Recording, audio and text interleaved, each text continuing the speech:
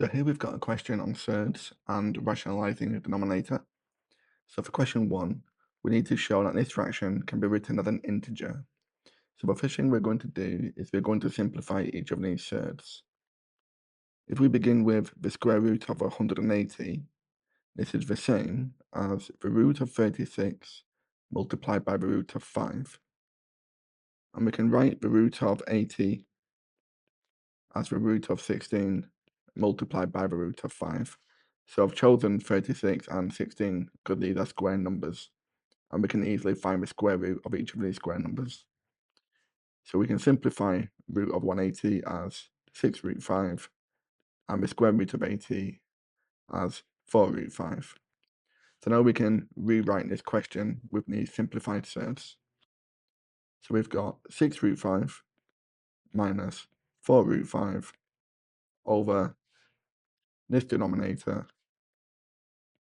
We can factor out the root 5 in our numerator. So we've got root 5 multiplied by 6 minus 4, which we know is 2, over the root 5.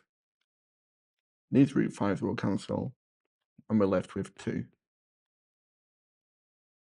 And for question 2, to give this fraction in the form of a plus b root 5, we need to multiply the numerator and the denominator by the conjugate of this denominator. So we need to multiply both by 7 plus 3 root 5.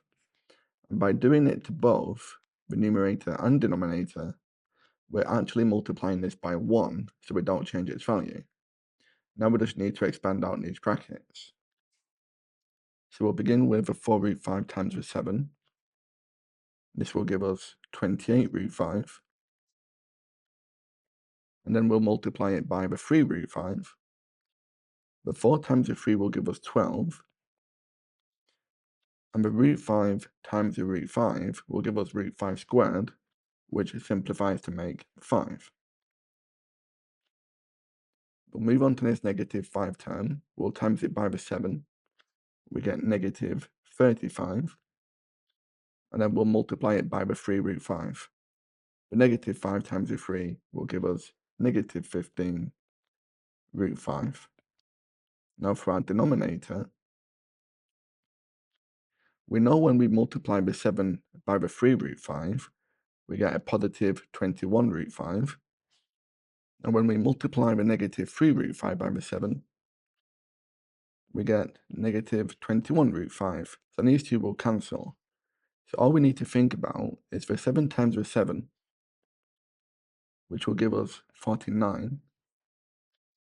And then we'll have a negative 3 root 5 times a positive 3 root 5.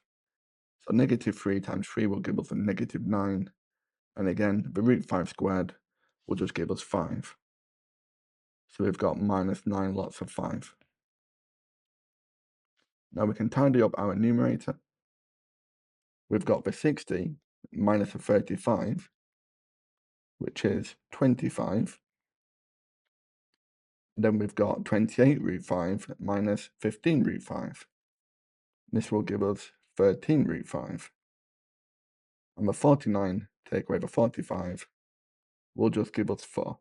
So in terms of this form, we need to separate the fraction.